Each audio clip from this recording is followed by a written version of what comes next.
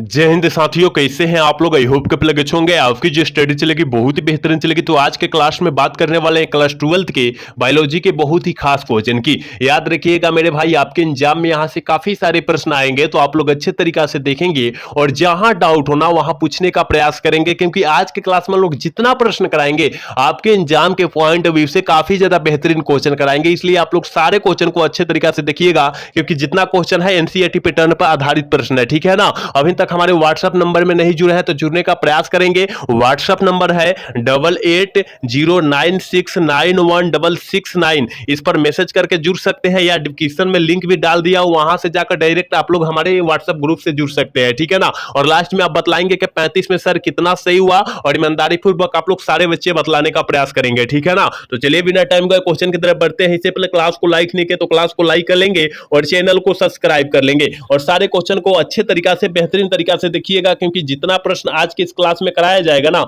बहुत ही खास क्वेश्चन कराया जाएगा। कह रहे हैं कि वायु प्राकृत पुष्प सामान्यतः होते हैं। वायु मतलब हवा होता है, और पुष्प मतलब क्या होता है, फूल होता है। तो वायु प्राकृत फूल जो होता है सामान्य कैसा होता है, सामान्यतः कैसा होता है, छोटे और रंगहीन होता है। जो हमारे प्यारे भाई और बहन ऑप्शन डी टिक कर रहे हैं ना, बिल्कुल सही होगा, याद रखना है। चलिए अगला क्वेश्चन की तरफ बात करेंगे, यानी 2 नंबर क्वेश्चन करें कि निषेचन क्या है। निषेचन मतलब होता है फर्टिलाइजेशन। क्या होता है, इंग्लिश में हम लोग फर्टिलाइजेशन कहते हैं, यानी व्हाट इज फर्टिलाइजेशन। फर्टिलाइजेशन क्या है, तो याद रखिएगा नर तथा मादा युग्म के संलयन को निषेचन कहते हैं। इस टाइप से याद रखिएगा, ठीक है ना। लेकिन इस टाइप से तो यहाँ दिया नहीं है, तो यहाँ पर देखिए तो अंडा तथा नर नहीं दिया है, यानी ऑप्शन ए वाला सही हो जाएगा। याद रखिएगा अंडा जो होता है किसे बोलते हैं, मादा में पाया जाता है। नर जो होता है तो आपको पता है कि नर मतलब पुरुष होता है, ठीक है ना। तो याद रखिएगा मेरे भाई, आप लोग यूनिक तरीका से याद रखिएगा, जहां डाउट होना वहां पूछने का भी प्रयास आप लोग कीजिएगा। देखिए 3 नंबर क्वेश्चन जो है आपके एग्जाम में कई बार जो है पूछा भी गया है। 2023 में जो है ना बहुत का बार पूछा गया है, बहुत बार, मतलब क्या बात बोला जाए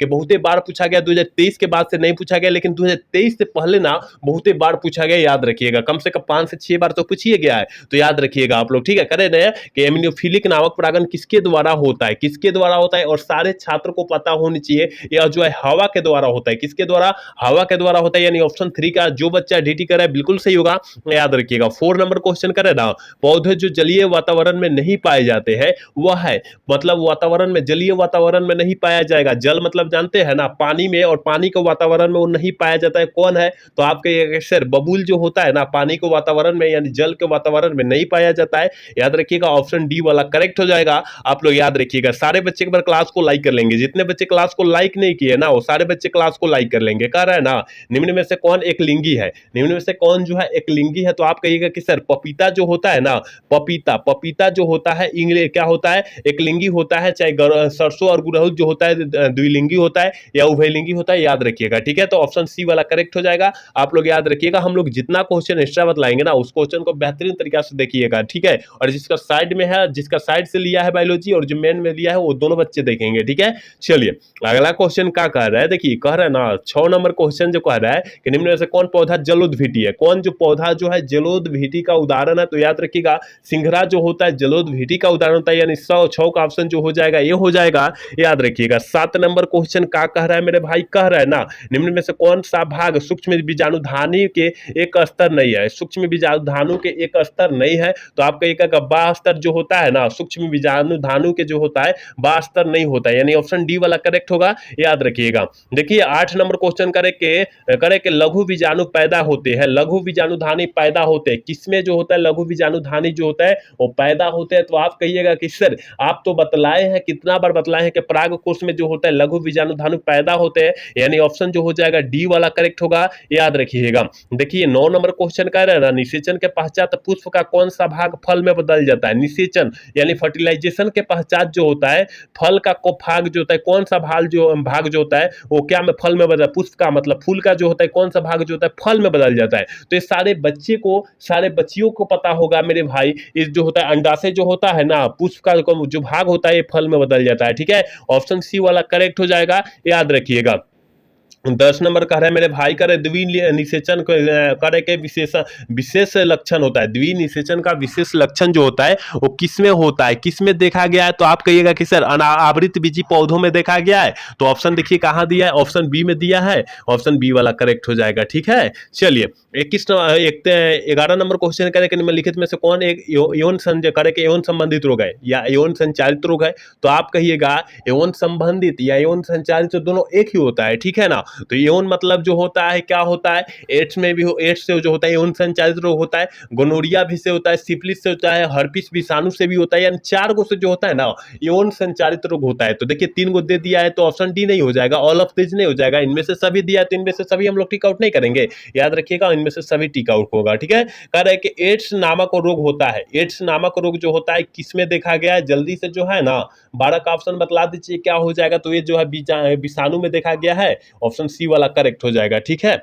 चलिए 13 नंबर क्वेश्चन क्या कह रहा है मेरे भाई, 13 नंबर क्वेश्चन कह रहे कौन सा हार्मोन लेडिंग कोशिकाएं को एंड्रोजन स्रावित करने के लिए उससे उत्तेजित करता है? उत्तेजित करता है कौन करता है? तो आप कहिएगा कि सर 13 का ऑप्शन आप तो बतलाएंगे बी, तो बिल्कुल सही हो जाएगा। ये जो हो जाएगा मादा मानव जनन तंत्र है, याद रखिएगा। ठीक है, चलिए अगला क्वेश्चन कह रहा है ना, कह रहे हैं कि ओरियल को अन्य नाम से जाना जाता है, ओरियल को अन्य नाम से जाना जाता है और किस नाम से जाना जाता है? तो आप कहिएगा कि सर हमें पता है जेली मछली के नाम से भी जाना जाता है, बिल्कुल सही हो जाएगा सी। याद रखिएगा हम लोग जितना क्वेश्चन करा रहे हैं ना ये बहुत ज्यादा खास क्वेश्चन है, तो आप लोग याद रखिएगा। कह रहा है ना इनमें किसमें एरिल नहीं पाया जाता है, इसमें जो होता है किसमें जो होता है एरिल नहीं पाया जाता है? तो आप कहिएगा कि सर एरिल जो होता है ना वो जो पाया नहीं जाता है, आम में एरिल नहीं पाया जाता है। किसमें? आम में एरिल नहीं पाया जाता, याद रखिएगा ऑप्शन सी वाला करेक्ट हो जाएगा। ठीक है, चलिए अगला क्वेश्चन कह रहा है 16 नंबर क्वेश्चन करेगा भ्रूण पोष की कार्य क्या होता है? देखिए भ्रूण पोष की कार्य जो होता है भ्रूण को पोषण दे देना होता है। ठीक है ना, भ्रूण मतलब जो होता है गर्भ में पल रहा बच्चा जो होता है वो कहाँ से भोजन करता है? तो याद रखिएगा ये भ्रूण से क्या करता है, अपना पोषण को जो है पालन पोषण करता है। ठीक है, अगला क्वेश्चन क्या कह रहा है मेरे भाई, कह रहा है ना कि जलाशयों के सुपोषण के लिए सबसे प्रभावशाली जो होता है कौन होता है? कौन सा पदार्थ होता है, क्या होता है, क्या नहीं होता है, आपको बतलाना है। ठीक है, तो अकार्बनिक फास्फेट होता है। क्या होता है? अकार्बनिक फास्फेट होता है, यानी 17 का ऑप्शन जो हमारे भाई ऑप्शन ए टिक कर रहे हैं ना बिल्कुल सही होगा, याद रखिएगा।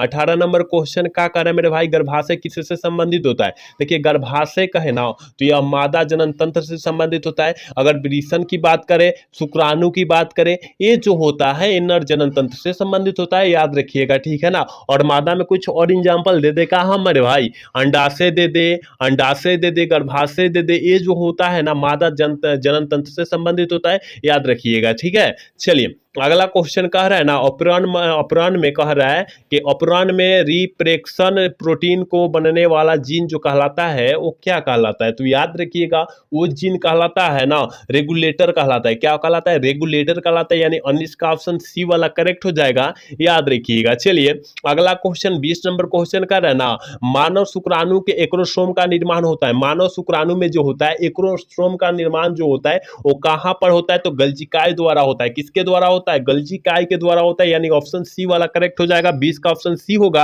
याद रखिएगा। 21 नंबर क्वेश्चन क्या करें, वर्तमान समय में भारत में गर्भ निरोधक की सर्वाधिक मान्य विधि है। गर्भ निरोधक की सर्वाधिक मान्य विधि जो होता है किसके द्वारा होता है? तो आप कहिएगा कि सर हमें पता है कि अंतर्गर्भाशय युक्तिया के द्वारा जो होता है इनकी मान्य विधियां है। ऑप्शन सी वाला जो बच्चे टिक कर रहे हैं बिल्कुल सही होगा, याद रखिएगा। एक बार सारे बच्चे क्लास को लाइक आउट कर लेंगे, लाइक कर लेंगे, जल्दी से बतला दीजिए मेरे भाई लाइक कर लिए है सारे बच्चे, लाइक कर लेंगे, क्योंकि आपके लिए हम इतना मेहनत कर रहे हैं, इतना प्रयास कर रहे हैं, और आप हमारे लिए छोटा सा प्रयास नहीं कर रहे हैं। सारे बच्चे कर लीजिए, ठीक है। जितने बच्चे देख रहे हैं क्लास को लाइक कर लेंगे, साथ में सब्सक्राइब भी कर लेंगे, ठीक है। अगला क्वेश्चन कर रहा है ना, कॉपर्टी का कार्य क्या है? कॉपर्टी का कार्य जो होता है क्या होता है? तो याद रखिएगा कॉपर्टी का कार्य जो मेरे भाई होता है वो फर्टिलाइजेशन को रोकना होता है। किसे?